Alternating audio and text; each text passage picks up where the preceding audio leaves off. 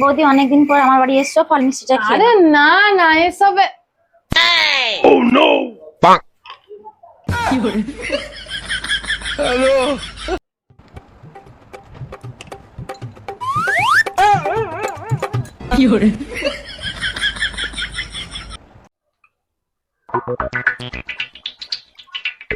বৌদি এবারে কিন্তু চাটা খেতেই হবে।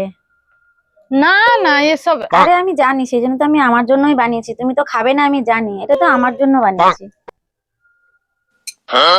চাটা কিন্তু ভালোই ছিল।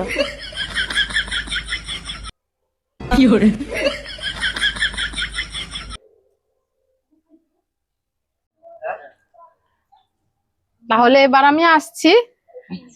এই নাও, এই টাকাটা রাখো, বিরিয়ানি এনে খেয়ে নিবে। আরে এসবের আবার কি দরকার ছিল?